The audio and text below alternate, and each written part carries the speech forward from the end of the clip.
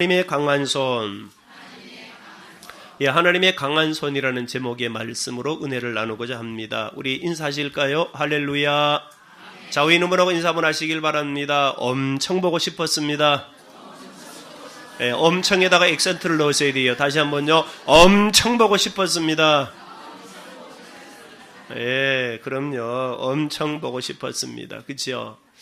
참 저는 대한민국의 국민으로 태어난 게 참 보람이 있어요. 그리고 참 우리 민족에 대한 자부심이 굉장히 강한 목사입니다. 우리 민족의 선조들과 조상들은 굉장히 현명하고 대단합니다. 이분들이 만들어 놓은 속담이라든지 격언들을 보면 정말로 입을 딱 벌릴 만큼 참 인생에 묻어져 있는 힘이 있다는 거예요. 3살 버릇이 어디까지 갈까요? 80가지. 여러분, 이 속담을, 이 격언을 만들기까지 얼마나 대단했겠습니까? 집에서 세는 바가지 어디서 셀까요? 밖에서 들에도 세는 거예요. 그러면 여러분, 3살 버릇이 8가지 간다? 집에서 세는 바가지가 밖에서도 센다. 무슨 뜻이겠습니까? 습관과 몸에 배인 것, 작은 것을 고치지 않으면 아무리 좋은 환경, 아무리 대단한 것으로 바뀌어져도 역시 낭패 본다는 뜻입니다. 집에서부터 습관의 변화, 집에서부터 바른 길로 가야 되지 첫 단추 잘못 깨면 결국은 밖에서도 낭패, 똑같다라는 거지요. 그래서 우리에게 중요한 것은 철저하게 진작에 바꾸셔야 돼요. 저희 고향에 제가 외지에 살다가 한 곳이 들어가면 집을 헐어버리고 번듯하게 집을 하나씩 지어요. 2층도 짓고 단층도 짓는데 정말로 멋있게 슬랍으로 탁 짓는데 농협으로부터 대출 받아서 짓는 집도 있고 또 부자가 된 자녀들이 부모님 잘 사시라고 집을 한 채씩 지어준다는 거예요. 그래서 왜 그렇게 좋은 집 헐고 또 그렇게도 짓습니까? 어른들 홀로 그냥 2분 사는데 예전 집만 하더라도 충분히 한데. 그랬더니 왜 짓느냐? 원인이 이거예요. 한 번씩 자녀들이 고향을 와보니 어머니 아버지가 어떻게 사느냐? 돼지우리를 만들어 놓고 살더라는 거예요. 마당과 방이 똑같더라는 거예요. 정리를 하고 좀 깨끗해야 되는데 그리 어른들이 자꾸 이 안 좋은 환경 속에 사니까 몸에 병이 오더라. 거기에 결론을 가지고 자녀들이 십시일반으로 돈을 모아 집을 잘 지어준 거예요. 어머니 이제는 좀 정리하고 깨끗한 집에서 오래오래 건강하세요. 여러분 얼마나 멋있어요. 우리나라는요 효자들이 너무 많아요. 근데 문제는 그렇게 집을 똑 지어줬는데 1년 뒤에 가면 어떻게 됐을까요? 또 그 겉은 번듯한 집인데 역시 집안은 돼지우리처럼 밖에 있는 거 전부 방 안에 넣어가지고요. 마당이 밖인지 이게 구분이 안 되는 거예요. 안으로 될 것도. 왜 그럴까요? 습관의 변화와 기질이 처음부터 안 바뀌니까 그렇게 되더라는 거예요. 우리 유대인들에게 주님이 구약 성경에 하나님이 아주 엄하게 내려오는 계명과 절기가 하나 있는데 그게 뭐냐? 유월절입니다. 여러분 유월절을 다른 말로 무교절이라고 합니다. 이게 시기로 언제냐? 1월달인데 우리와 1월달이 아닙니다. 우리로 말하면 7월달이 되는데 유대인들은 우리의 7월이 그들에게는 신년이 되는 거예요. 신년. 다시 한번 우리에게 1월 1일, 그들에게 1월 1일. 좀 원력은 다릅니다. 유대 원력과 다른데 그들에게 신년이 되는 그 일주일 동안을 유월절을 지키라고 하는데 유월절에 해야 될 것이 뭔지 압니까? 온 집안을 일주일 동안 집안에 있는 누룩을 다 제거하는 작업을 하는 거예요. 집안에 뭘 제거해요? 그럼 누룩이 상징하는 게 뭐겠습니까? 오염된 것, 더러운 것, 나쁜 습관들. 그게 바로 누룩입니다. 그러니까 월요일부터 토요일까지 온 식구들이 뭘 하느냐? 전부 집집마다 구석구석 가재 도구를 다 끌어낸 다음에 집안에 요만큼의 덩어리 누룩 하나 있어도 안 되니 누룩을 싹 제거하는 거예요. 저녁이 되면 뭐 하느냐? 또 불을 켜가지고 낮에 미처 못 본 것, 누룩을 또 제거하는 거예요. 그러면 그 누룩을 제거하게 한 이유가 무엇일까? 유대 백성들이 신년 벽도에 누룩을 제거하면서 뭘 하게 하느냐? 온 식구들이 앉아서 그렇다면 이제 우리 집에 있는 나쁜 습관이 뭘까를 돌아보게 하는 거예요. 그리고 아버지에게 있는 나쁜 습관, 어머니에게 있는 나쁜 습관, 자녀에게 있는 나쁜 습관, 우리 집에 오염된 것, 우리 집에 있는 더러운 것, 이걸 그냥 내버려두고 한 해를 시작하면 거의 그 한 해 동안 집안은 낭패를 보는 거예요. 그런데 희한한 것은 하나님의 말씀처럼 온 식구들이 아무것도 하지 않고 전부가 매달려가지고 집안을 싹 청소하면서 누룩을 싹 제거하고 색점을 제거하고 더러운 것을 싹 쓸어넣고 그리고 일주일 동안 곰곰이 자기 자신을 돌아보며 자기 안에 있는 잘못된 것을 흠을 드러내요. 그걸 버리고 회개하면 여러분 가정이 그 안에 살아요. 나라가 살아요. 사회가 살아요. 근데 문제는 이 유월절이 얼마나 힘들었으면 안타깝게도 1000년 동안 몇 번 지켰을까요? 하나님이 받는 유월절을 딱 3번밖에 못 지켜요. 그만큼 사람들이요, 자기 안에는 습관 버리기를 귀찮다라는 거예요. 에이, 까짓 그 장롱 뒤에 있는 누루, 아이, 그 부엌에 있는 누루, 아이, 그거 뭐 그냥 그 하나 조그만한 거, 아이고 쫀쫀한 거 그거 그냥 지나가지 뭐. 근데 여러분 그게 작은 것 하나 그냥 지나갔는데 그 한 해 동안에 얼마나 하는 사업도 낭패, 가정도 낭패, 끊임없이 그런 거예요. 끊임없이. 항상 문제가 끊어지질 아니하고 문제가 항상 가정 안에, 내 안에, 우리 가족 안에 늘 문제가 많아지는 거예요. 그래서 우리 하나님은 바로 그렇게 버리라고 하는 거예요. 시편 45편 10절에 보면 딸들에게, 결혼하는 딸들에게 주님이 이런 주문을 합니다. 딸들아, 아비의 집을 잊어버려라. 뭐라고요? 아비 집을 꼭 기억해라 그래야 되는데 하나님이 뭐라 합니까? 결혼하는 딸들아, 친정 아비 집을 잊어버리라. 아비를 잊어버리라는 거예요. 여러분 무슨 뜻일까요? 불효자식으로 산 뜻입니까? 아니지요. 우리는요, 결혼하기 전까지 30-40년 동안 아버지의 습관을 보고 살았는 거예요. 어머니의 습관을 보고 살았어요. 그런데 이제는 새 가정을 꾸리는 딸들이, 새 가정을 꾸리는 아내들이 여전히 아버지와 어머니의 습관을 가지고 결혼하면 거의 맨날 싸운다. 실컷 영화 잘 보고 나오다가 싸운다. 밥 잘 먹고 너무 맛있는데 집에 오다가 싸운다. 이런 일들이 왜 생깁니까? 바로 우리가 친정에, 다시 말하면 과거의 것을 우리가 털어버리고 뽑아야 되는데 이걸 뽑지 못하여 그런 거예요. 그런데 여러분, 우리나 저나 여러분에게 작은 습관이나 가벼운 병이나 그리고 아주 단순한 것들은 회개 한 번으로 고쳐져요. 기도 한 번으로도 고쳐져요. 중보기도 받으면 고쳐져요. 내가 몇 번만 기도하면 나의 단순한 문제들은 뿌리가 뽑힐 수 있고 고쳐질 수 있어요. 할렐루야. 그런데 문제는 죽도록 애를 써도 안 뽑히는 것이 있습니다. 내가 열심히 회개해봐도 불명과 나는 이제 그 죄 안 짓겠노로 회개했는데 내일 또 그 죄를 또 짓고 있는 게 있어요. 내 이제 목에 칼이 돌아도 나는 그 일에 죽어도 안 한다라고 했는데 며칠 지나면 여전히 내가 그 짓을 하고 있을 때가 있어요. 그렇게 기도했는데 누구보다도 열심히 기도하고 입에 정말로 거품을 물 정도로 엄청 기도 많이 하는데 여전히 나는 그 문제에서 벗어나지 못하는 일들이 많아요. 왜 그럴까요?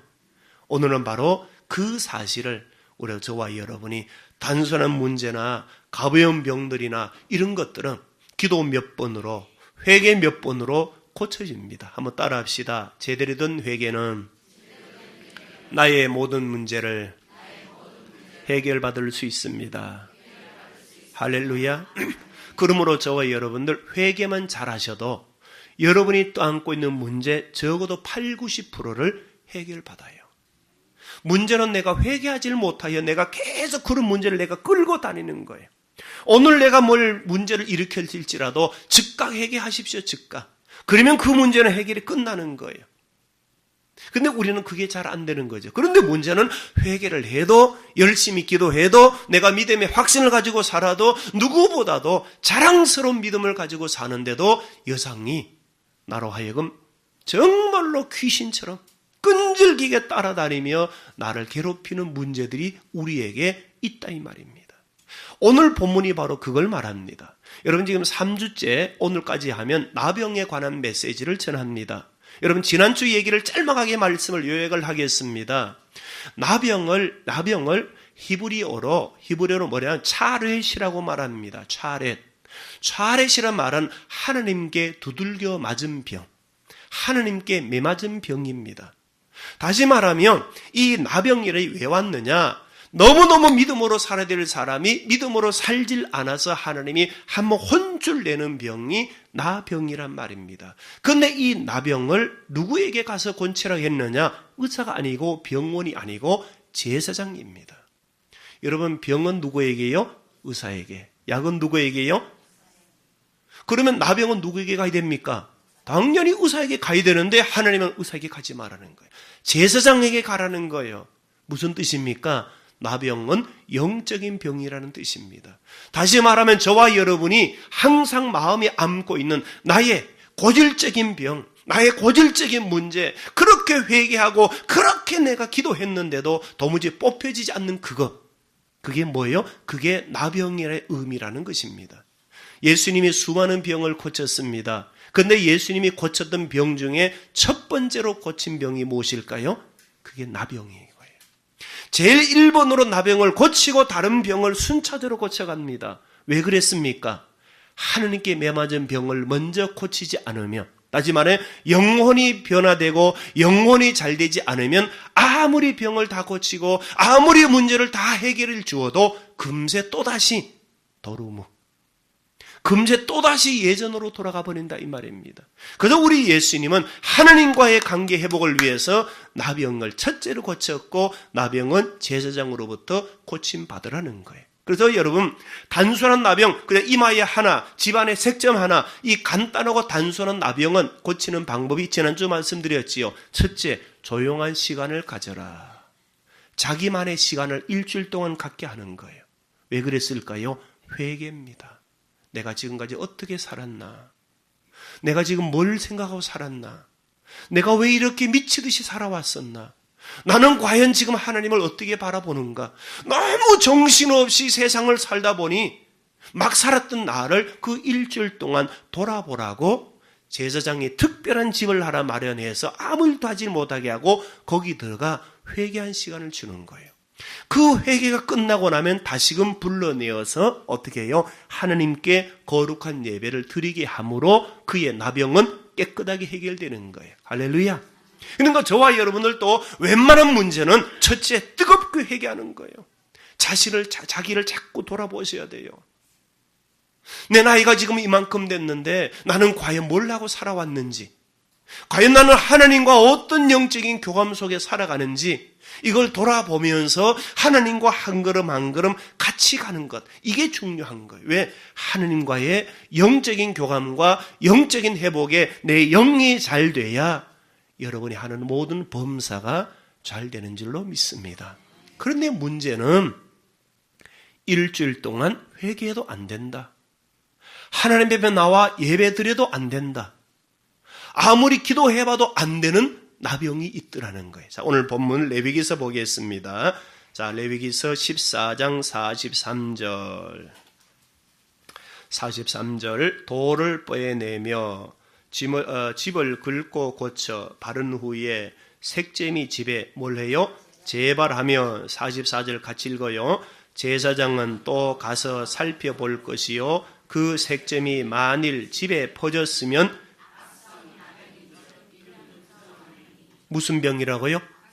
악성나병. 자, 저를 한번 보시고요. 단순한 문제들은 진짜 우리가 기도로, 목사님 기도 좀 해주세요, 해결돼요. 권사님 기도 좀 해줘. 하나님 정말로 내가 잘못 살았습니다. 하나님 나 때문에 아이가 힘든 거고, 나 때문에 내 남편이 그런 거고, 나 때문에 우리 가정이 이런 겁니다. 눈물 흘리고 가슴을 치며 회개하면 하나님은 다 여러분 그거 용서하시고 웬만한 문제는 가벼운 것은 금세 사라져요. 근데 문제는 악성 문둥병, 악성 나병처럼, 악성이 뭡니까? 깊이 뿌리가 내린 거. 수없이 내가 그래 안 하겠다고 하나님 앞에 진실하게 고백하지만 또 그 일 또 한다. 그처럼 엄청나게 오랜 세월 기도했으나 도무지 안 고쳐지는 것. 이런 걸 보고 뭐라고요? 악성이라는 게 악성이에요. 이런 것이 있을까요? 없을까요? 많을까요? 적을까요? 답을 너무너무 잘하시네요. 그죠? 많아요. 근데 여러분, 저와 여러분의 진짜 문제가 뭔지 압니까? 가벼운 수십 개의 문제는 문제가 아니에요. 회개하고 기도하면 금방 떠나가는 문제인데 이런 악성의 문제 한두 가지만 가지고 있으면 예수를 믿어도 참 기쁨이 없어요. 정말로 하나님의 복을 받아도 우리 가정이 너무너무 지금 잘 되고 있는데 지금 가정은 점점 커지고 있고 예전과 다르게 수준이 다른 가정이 되는데 뭔가 지금 우리 가정이 허전해요. 항상 문제가 반복적으로 자꾸 사건이 반복적으로 일어나고 똑같은 일들이 계속 주기적으로 반복적으로 일어나고 계속. 전문대학을 8년 동안 다니는 아이가 있었습니다. 여러분, 전문대학이 몇 년째일까요? 몇 년 다녔다고요? 그러면 걔 같은 경우는 전문대학을 4번이나 다니면 됩니다. 4번이나 다닐 정도로. 전문대학을 8년을 다녔다 그러면 여러분 이게 문제가 심하지 않겠어요? 너 왜 그러냐 그랬더니 공부에 집중이 안 된다는 거예요. 특별히 시험 때가 되면 더욱 집중이 안 된다는 거예요. 너무너무 괴롭고 너무. 그럼 너 그렇게 머리가 나쁘냐? 아니, 머리도 좋대요. 그러니까 공부에 집중이 안 되니까 들어가긴 들어갔는데 이게 졸업이 안 되는 거예요, 졸업이. 조금 다니다가 치우고 조금 다니다가 치우다가. 그리고 몇 년째 졸업했느냐? 9년째 졸업했습니다. 그럼 어떻게 그 아이가 졸업했느냐? 원인은 아버지에게 있는 거예요. 이 아이가 8년째 공부를 못하고 집중이 안 되고 그러니 이 아버지가 드디어 목사님께 기도 부탁하는데 그 아버지가 누군지 압니까? 한 교회 장로님입니다. 그런데 이 아버지에게 오늘 악성나병 같은 그 나이 60이 될 때까지 뽑혀지지 않은 하나가 있었습니다. 여러분, 강단에서 이런 얘기하는 거 용서하시고 우리 장로님들은 그런 분들이 아니니까. 이분이요, 총각 때부터 가졌던 습관, 포르노 잡지 보는 습관이 집사가 되고 안수 집사가 되고 장로가 됐는데도 이게 안 버려지는 거예요. 그리고 책을 사가지고 늘 보다가 이걸 그냥 집에 던져놓는데 이 아이가 어릴 때부터 아빠가 보는 책이 그런 책인 줄 알고 같이 봤다. 여러분, 어린 시절의 아이 속에 이 성적인 감각은 엄청나게 사람을 여러분 가장 촉각을 민감하기 때문에 성에 빨리 여러분 민감해버리면 집중이 안 되는 거예요. 그래서 우리 부모들이 게임 못하게 하고 그런 음란 동영상을 아이들에게 못 보게 하는 이유가 뭐냐? 그게 잘못된 것도 잘못되지만 아이들의 정신을 뺏어가는 거예요. 일찍이 성적으로 눈뜬 사람치고 여러분 모든 일에 집중력이 잘 되는 사람은 없어요. 사람의 이 갖고 있는 이 감각이 너무 일찍이 퇴색돼 버리고 잘못된 길로 가버리기 때문에 뭘 한 곳에 집중하려고 그러면 자꾸 그 영상이 떠올라. 그 생각이 떠올라. 어머, 그 남자. 어머, 그 여자. 결국은 이 아버지가 그제서야 자기는 그게 별거 아니라 생각하고 오랜 세월 하다 보니 그냥 왔는데 이것 때문에 자식의 길이 막혔다는 걸 그때서 알고 하나님 앞에 뼈저리게, 그리고 이분이 매주 2끼씩 굶어가며 금식해서 2개월 만에 자기 안에 있는 그것이 뽑혀져 나가는데 그 얘기는 설교 뒷부분에 그런데 어떻게 뽑혔나를 하겠습니다. 사랑하는 성도 여러분, 오늘 하나님이 재발하는 악성 나병, 이 얘기를 왜 했을까요? 무수한 믿는 자에게 이와 같은, 그렇게 회개했는데도 야, 내가 목사인데 내가 뭐 가슴을 치면서도 여러분 회개해놓고는 또다시 여러분 그걸 하는 거예요. 여러분 목사들 중에도요, 설교 기가 막히게 하는데 집에 가면 사모임 마누라를 주패는 목사들이 우리나라에요 10명 중에 1명씩 있대요. 나 안 때려요. 나는 안 때려요. 우리 범죄한테 물어보세요. 우리 혜정인데 물어보고. 많은 사람들이 오늘 이 음성적인 것 가운데 겉은 멋있고 화려한데 온 성도들로부터 추앙을 받고 존경받고 진짜 대단합니다. 대단합니다. 그런데 은밀한 곳에는 아무리 회개해도 아무리 용을 써도 도무지 뽑혀지지 않고 해결하지 못하는 이런 악성 나병과 같은 이 하나 때문에 나병이 주는 문제가 무엇입니까? 우리의 모든 삶을 불편하게 만들어요. 나병이 주는 것은 바로 우리 영혼을 멍들게 하고 영혼을 병들게 하고 영혼으로 하여금 잠들게 해버리고 영혼으로 하여금 짓눌려서 내 영혼이 살아있으나 살아있지 못한 모습으로 흘러가도록, 그래서 온 나의 모든 삶이 꼬입니다. 자꾸 꼬이는 거예요. 몰라만 꼬이고 될 듯 하면서도 꼬이고. 혹시 꼬이는 분이 있으시면 오늘 푸시기를 축복합니다. 인사하는 시간이 돌아왔습니다. 한 분도 잠을 안 자는데도 하도 좋아서 한 분도 앉아서 인사 한번 하겠습니다. 서로 인사 한번 하시길 바랍니다. 꼬이십니까? 저와 여러분의 인생, 이제 이 말씀, 지금부터 말씀을 잘 들으시고 풀리시길 축복합니다. 야곱이라는 사람이 있었습니다. 하나님이 꿈에 나타났습니다. 야곱아, 이제 너 20년 동안 외삼촌 집에 있었으니 너의 집 베델로 가라. 아이고, 하나님 감사합니다. 하나님이 가라 하신 거예요. 말씀 붙들고 확신하며 믿음 가지고 기도하고 가족을 데리고 출발합니다. 얼마 못 가서 첫째 딸 디나가 강간을 당합니다. 두 번째, 그 아들들이 엄청나게 많은 사람을 죽이는 살인자가 됩니다. 세 번째, 라헬이라는 아내도 아이를 낳다가 죽어버립니다. 그리고 온 식구들이 세겜 사람들에게 쫓겨가는 도망자가 됩니다. 불멸고 하나님이 가라고 그랬는데, 하나님이 가라고 그래서 확신을 가지고 믿음으로 기도하고 회개하고 갔는데 좋은 일이 생기기는커녕 훨씬 더 일이 꼬여버리고 훨씬 더 집안이 낭패를 보는 거예요. 그때서야 야곱이 하나님 어찌하여 이랬습니까? 우리를 이렇게 하시려고 불러냈습니까? 이럴 바에야 가라지 마시지요. 아무리 기도도 하나님이 응답이 없어요. 그때 야곱이 이거는 뭔가 나에게 영적인 문제겠구나 라고 생각하고 돌아보니 창세기 34장에 보면 그의 부인 죽었던 라헬이 친정집에서 올 때에 아버지의 것을 도둑질하여 가져온 하나가 있었습니다. 그게 뭘까요? 드라빔이라는 우상입니다. 여러분, 작은 하나 드라빔이 들어왔는데 온 집안이 풍파가 일어나는 거예요. 불면코 약속을 믿고 불면코 믿음을 가지고 회개하고 기도하고 갔는데 온 집안이 그냥 풍파를 만나는 거예요. 문제가 뭐라고요? 드라빔. 그러면 그 드라빔이 뭔데? 그게 무엇이길래 그처럼 야곱이 믿음으로 살았는데 누구보다도 기도 많이 하고 누구보다도 믿음의 장부였던 야곱의 집안이 그리 될까? 따라합시다. 드라빔은 믿음의 사람보다, 기도하는 사람보다, 회개하는 사람보다 더 강한 자다.